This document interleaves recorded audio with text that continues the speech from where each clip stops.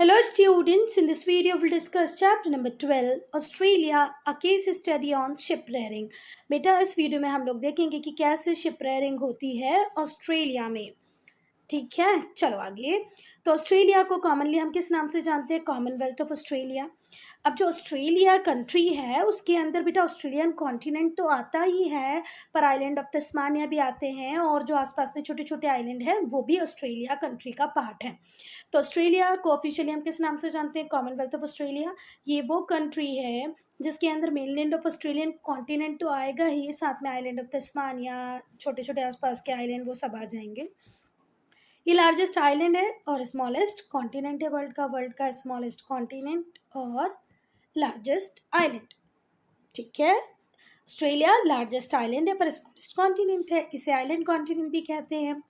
Australia sixth largest country है world की। ये पूरी तरह सदर्न हेमिस्फीयर में है। ऑस्ट्रेलिया में बहुत रिच सोर्सेज हैं।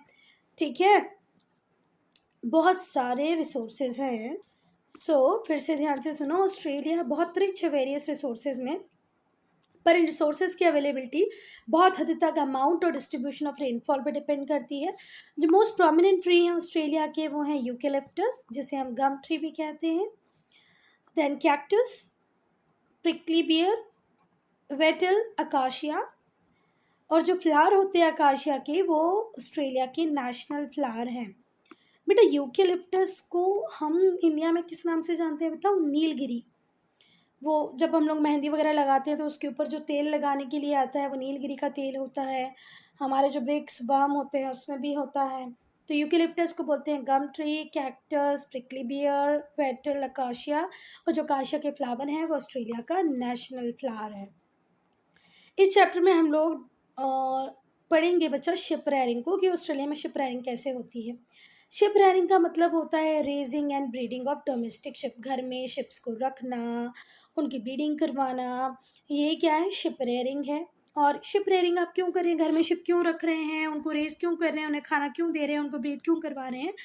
क्योंकि शिप से भी हमें मिलता है मीट, मिल्क एंड फाइबर। देखो, वूल भी मिल जाएगा, मिल्क भी मिल जाएगा और मीट भी मिल जाएगा। तो sheep rearing refers to the raising and breeding of domestic sheep. Domestic sheep को ब्रीड करना, रेस करना ही शिप रेयरिंग होता है। और शिप हमें देती है meat, milk and fibre. Sheep rearing branch है एनिमल हस्बेंड्री। एनिमल हस्बेंड्री की एक ब्रांच है शिप रेयरिंग। शिप रेयरिंग बहुत इंपॉर्टेंट है ऑस्ट्रेलियन इकोनॉमी के लिए। शिप्स को रियर किया जाता है वूल के लिए भी और मीट के लिए भी। देखो, शिप का कोई एक आधा यूज़ नहीं है। शिप से हमें क्या भी मिल रहा है बच्चा? मिल्क तो अ, बहुत ठीक है मिल जा रहा है, पर हमारा जो मेन पर्पस होता है सिल्क को रेयर करने का वो होता है वूल एंड मीट। जो वूल इंडस्ट्री है ऑस्ट्रेलिया की वो वाइडली रिकॉग्नाइज्ड है अपने finest quality of merino wool. पूरी दुनिया में ऑस्ट्रेलियन वूल इंडस्ट्री बहुत नोन है। किसके लिए नोन है? अपने मेरिनो वूल के लिए। 2001 में जो ऑस्ट्रेलिया का वूल प्रोडक्शन था वो 9% था वर्ल्ड पॉपुलेशन। 2001 की अगर हम बात करें तो जो ऑस्ट्रेलियन वूल है वो अकाउंट करता है 9% ऑफ वर्ल्ड पॉपुलेशन। पर बेटा 50% वर्ल्ड का जो मेरिनो वूल होता है वो ऑस्ट्रेलिया में ही प्रोड्यूस होता है। वर्ल्ड में अगर जितना भी मरीनो वूल प्रोड्यूस हो उसका अकेला 50% ऑस्ट्रेलिया में ही होता है। और ये फाइन क्वालिटी के लिए बहुत ज़्यादा नोन है, जाना जाता है। It dominates in the fine quality wool production. Sheep can survive in dry season. Sheep dry season में भी सर्वाइव कर सकती हैं। So they are mainly reared in areas where rainfall is about 40 centimetre. बेटा जो शिप हैं वो survive कर सकती हैं ड्राई सीजन में भी। ठीक है, the ship can survive in the dry season, इसीलिए इन्हें मेनली रेयर किया जाता है उन एरियाज़ में जहाँ जो एनुअल रेनफॉल है वो अबाउट 40 सेंटीमीटर तो हो। They can survive on short grasses, और ये छोटी छोटी जो घास होती है उसके ऊपर भी सर्वाइव कर सकती हैं। हम देखेंगे areas of sheep rearing in Australia. तो जो मेन एरियाज हैं शिप रेयरिंग के वो है Murray Darling Basin, coastal area in Western Australia, Victoria Queensland in New South Wales. कहाँ कहाँ पर शिप रेयरिंग होती है? मुरे डार्लिंग बेसिन में होती है, वेस्टर्न ऑस्ट्रेलिया के कोस्टल एरिया में होती है, विक्टोरिया क्वींसलैंड और न्यू साउथ वेल्स में भी होती है। वेयर इज जो इम्पोर्टेंट वूल मार्केट है वो है सिडनी। कहाँ पर है सिडनी? न्यू साउथ वेल्स में। मेलबर्न जो कि कहाँ पर है? विक्टोरिया में। फिर से ध्यान से सुनो, जो मेन शिप रेयरिंग एरिया है वो मुरे डार्लिंग बेसिन है, कोस्टल एरिया है वेस्टर्न ऑस्ट्रेलिया का, विक्टोरिया और क्वींसलैंड है, और न्यू साउथ वेल्स भी है। फिर पूछा जाएगा कि जो वूल मार्केट है वो सबसे ज़्यादा फेमस कहाँ का है, तो वो है Sydney. Where is the important, जो इम्पोर्टेंट वूल मार्केट है वो है सिडनी। सिडनी कहाँ पर है, न्यू साउथ वेल्स में। और मेलबर्न कहाँ पर है, विक्टोरिया में। मेन शिप रेयरिंग एरिया में आप किसी का भी नाम लिख देना, मुरे डार्लिंग बेसिन लिख दें, कोस्टल एरिया लिख दें वेस्टर्न ऑस्ट्रेलिया का। पर अगर पूछा जाएगा इंपॉर्टेंट वूल मार्केट तो लिखना सिडनी, जो कि है न्यू साउथ वेल्स में, और मेलबर्न है विक्टोरिया विक्टोरिया। अब कौन सी कंडीशंस चाहिए रहती है शिप रेयरिंग के लिए, पहले तो cool and dry climatic condition. Ship rearing अगर आपको करना है तो cool and dry climatic condition होनी चाहिए, कूल भी हो और ड्राई क्लाइमेटिक कंडीशन भी हो, ठीक है। कूल मतलब होता है ठंडा, ड्राई क्लाइमेट मतलब सूखा होना चाहिए। ये जो क्लाइमेट है ये बहुत ही सूटेबल है for wool sheep. These climate areas are highly suitable for wool sheep. ऊन वाली जो भेड़ है उनके लिए बहुत ज़्यादा फेमस होता है कि ठंडा मौसम रहे और ड्राई क्लाइमेटिक कंडीशंस रहें। बेटा ये ऑस्ट्रेलिया का मैप है और यहाँ पर हाई डेंसिटी एरिया और लो डेंसिटी एरिया दिखाया गया है। ये हाई डेंसिटी एरिया है और ये लो डेंसिटी एरिया है। मतलब बेटा ये जो एरिया है, ये वाला और ये वाला, यहाँ पर बहुत ज़्यादा शिप रेयरिंग होती है और यहाँ पर थोड़ी सी कम शिप रेयरिंग होती है। ऐसा नहीं कि यहाँ होती ही नहीं है, कम होती है। यहाँ पर बहुत ज़्यादा होती है, यहाँ शिप रेयरिंग बहुत ज़्यादा होती है, इसलिए कहा गया ये हाई डेंसिटी एरिया है शिप रेयरिंग की, और ये लो डेंसिटी एरियाज। बेटा अब इस पॉइंट को जब मैं पढ़ूंगी ना तो आपको ऐसे लगेगा कि यार ये तो बिल्कुल भी सूटेबल नहीं होगा शिप्स के लिए, पर बेटा ये बहुत सूटेबल है शिप्स के लिए। देखो जो रग्ड माउंटेन्स होंगे जहाँ पर ट्रोपोग्राफी बहुत अनइवन होगी, छोटी छोटी घास होगी, पुअर पास्चर, पास्चर बहुत कम होगा, तो हमें लगेगा यार यहाँ तो शिप रहेंगी ही नहीं। पर हम गलत हैं बेटा, ये बहुत ही सूटेबल है शिप रेयरिंग के लिए। वो माउंटेन, ड्रग्ड माउंटेन्स जहाँ पर शॉर्ट ग्रासेस हो, पुअर पास्चर हो, ये बहुत सूटेबल प्लेस है शिप रेयरिंग के लिए। बेटा जो थिनली पॉपुलेटेड ग्रासलैंड होते हैं ना, वो ग्रासलैंड जहाँ पर पॉपुलेशन ज़्यादा नहीं है, वो भी बेस्ट ग्रेजिंग फैसिलिटीज़ प्रोवाइड करते हैं हमारी शिप्स को। अगर आपको शिप रेयरिंग करना है तो आपको स्किल्ड लेबर चाहिए, कैपिटल भी चाहिए, बिग शिप फार्म चाहिए, और are also required for sheep rearing. Sheep rearing के लिए हमें एक बड़ा सा फार्म चाहिए। इस फार्म को खरीदने के लिए हमें क्या चाहिए बेटा, कैपिटल। क्या हम बड़े बड़े खेत बिना पैसा दिए ले सकते हैं, तो बिल्कुल नहीं ले सकते हैं। तो इस फार्म को खरीदना है तो हमें कैपिटल चाहिए। फिर इस फार्म पे काम करवाना है हमें, तो स्किल्ड लेबर भी चाहिए। यहाँ पर काम करने जो लेबर आएंगे उन्हें हमें वेजेस देने पड़ेंगे, मजदूरी देनी पड़ेगी ना। और जो शिप इस फार्म लैंड पे रहेगी तो क्या शिप फ्री में आ जाएगी, शिप के लिए भी पैसा खर्च करना पड़ेगा। तो जो अगर आपको शिप रेयरिंग करनी है तो आपके पास इसके लेबर भी होने चाहिए, आपके पास बहुत सारा पैसा भी होने चाहिए, बिग शिप फार्म्स भी होने चाहिए, ठीक है। अब हम बात करेंगे की फीचर्स ऑफ शिप फार्म्स के। तो पहला जो बात है वो तो आप बिल्कुल नॉट बांध के ध्यान रख लिए कि जो शिप फार्म्स होते हैं ऑस्ट्रेलिया में, उन्हें शिप फार्म्स ना कह के क्या कहते हैं, शिप स्टेशंस। ऑस्ट्रेलिया में जो शिप फार्म है उन्हें शिप फार्म ना कह के क्या कहते हैं, शिप स्टेशंस, जो कि बहुत ही बड़े एरिया को कवर करते हैं, लगभग थाउजेंड्स ऑफ एकर्स में बने होते हैं शिप स्टेशंस। शिप स्टेशंस क्या है, शिप फार्म्स जहाँ पर शिप रेयरिंग होती है। बेटा जो शिप स्टेशंस होते हैं, मतलब देखो हमने क्या बोला, थाउजेंड्स ऑफ एकड़ में फैला हुआ है, तो थाउजेंड्स ऑफ एकर्स में फैले हुए इस शिप स्टेशन को हम पार्ट्स में डिवाइड कर देते हैं, और यहाँ पर प्रॉपर फेंसिंग होती है, वो कांटे वाले तार या और भी किसी तरीके से आप लोगों ने देखा होगा ना, फेंसिंग कर दी जाती है। और एक ये जो इंडिविजुअल पार्ट बना है इसे क्या कहेंगे, पैड डॉग्स। ये दूसरा पैड डॉग्स हो गया, ये तीसरा पेट डॉग्स हो गया। तो ज़रा ध्यान रखना कि जो शिप स्टेशन होता है वो डिवाइडेड होता है नंबर ऑफ़ फील्ड्स में, और उसमें प्रॉपर फेंसिंग होती है। ये जो फील्ड्स होती हैं इन्हें पेट डॉग्स कहते हैं, और लगभग 2000 से 3000 तक शिप एक पेट डॉग में रहती हैं। Each sheep station is own by family. हर शिप स्टेशन को एक फैमिली ओन करती है। ये मॉडर्न सेल्फ कंटेंट विलेज की तरह होता है। ये सारी वो फैसिलिटीज़ देता है जो एक एरिया के रेसिडेंट को चाहिए होती हैं। जो मैंने क्या बोला, थाउजेंड्स ऑफ एकड़ तक फैला हुआ ये स्टेशन होता है। तो बेटा बहुत सारे लेबर की रिक्वायरमेंट होगी, फार्म जो ओनर होगा उसकी खुद की फैमिली रहेगी, तो बेटा इतनी बड़ी फैमिली जिस एरिया में रह रही होंगी, बहुत सारे लेबर्स की फैमिली रह रही हैं, ओनर की फैमिली रह रही हैं, तो यहाँ पर हमको बेसिक जो फैसिलिटीज़ होती हैं, जो डेली नीड की रिक्वायरमेंट होती है, वो सब यहाँ पर मिलेंगी, है ना? नहीं तो काम ही कैसे चल पाएगा? तो जो शिप स्टेशन होता है इसे फैमिली ओन करती है। मॉडर्न सेल्फ कंटेंट विलेज की तरह होते हैं। ये एक शिप स्टेशन मॉडर्न विलेज की तरह होगा, जहाँ पर वो सारी फैसिलिटीज़ देंगे जो दूसरी जगह पे रेसिडेंट को मिलती हैं। जो ऑनर होता है, जो ऑनर का रेसिडेंस होता है शिप स्टेशन में, उसे कहते हैं होम स्टीड। क्या कहते हैं? Home stead. देखो यहाँ पर हमने समझ करो लेबर हाउस बना दिए, ठीक है? यहाँ पर हमारी जो पूरी लेबर है, क्योंकि ये छोटे मोटे फॉर्म नहीं है, यहाँ पर लगभग एक पेट डॉग में 2000 से 3000 शिप रहती है। तो पूरे एक शिप स्टेशन में कितनी शिप होंगी, जरा अंदाज़ा लगा लो कितनी होंगी, बहुत सारी होंगी। तो इन शिप्स को संभालने के लिए उतने ही लेबर रहेंगे, तो यहाँ पर बहुत सारे लेबर भी रहते हैं। आपका ओनर भी रहता है, और ओनर के घर को क्या बोलते हैं हम? Home stead. तो ओनर भी रह रहा है, लेबर भी रह रहा है, तो यहाँ पर वो सारी बेसिक फैसिलिटीज़ अवेलेबल होंगी जिनके बिना हमारी। अब हम बात करेंगे कैटल रियरिंग की। तो ऑस्ट्रेलिया में जहाँ पर शिप रेयरिंग होती है, वहीं पर कैटल रियरिंग भी होती है। कैटल्स को हम क्यों पालते हैं? कैटल्स को हम लोग पालते हैं, रेयर करते हैं बीफ के लिए। गाय के मांस को बेटा बीफ कहते हैं। गाय, काऊ, काऊ के जो फैट होता है उसे हम बीफ कहते हैं। बीफ के लिए हम कैटल को रेयर करते हैं, साथ ही साथ वो हमें मिल्क प्रोडक्ट, डेयरी प्रोडक्ट्स भी देते हैं, है ना? कैटल्स हमें डेयरी प्रोडक्ट भी देते हैं।